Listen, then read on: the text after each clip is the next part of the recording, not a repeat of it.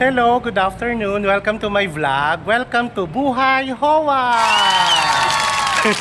Kailan kasama ko si Treasurer, kasama ko si Auditor. Auditor, nasan ka na? Mitch, again, Buhay Hoa!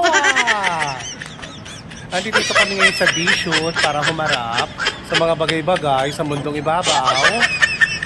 So, ganun talaga. So, ano nga pala ito, kalayaan, no? So, meron kaming patawag. Eto. So, kailangan sagutin.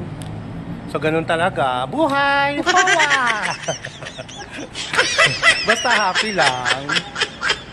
Happy lang para sa paglilingkod ng tapat at may malasakit. Ayan. Oh. Ayan. Kaway-kaway tayo. Kaway-kaway tayo. Ganda sa taas, bongga. Parang condo type. O sige, kaway-kaway tayo. Update namin kayo sa mga kung anong ganap sa araw na ito. Again, Buhay Hoa! Thank you, bye!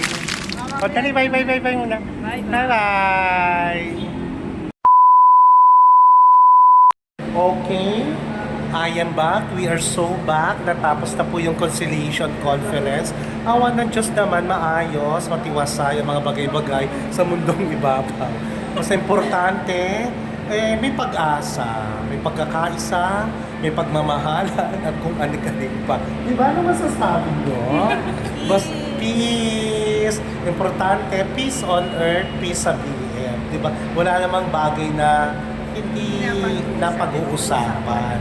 Pwede naman pag-usapan ng maayos ang lahat. Diba? So, ito na naman po ang Buhay Hoa! Okay, bye-bye now!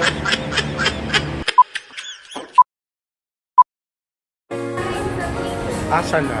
Okay. Pagkatapos sa D-shoot, lafang. Diba, Mitch, Gina? Ilapang na lang natin ang mga bagay-bagay. No? At nag-enjoy tayo. Ayan. Si Mai. Importante, happy lang.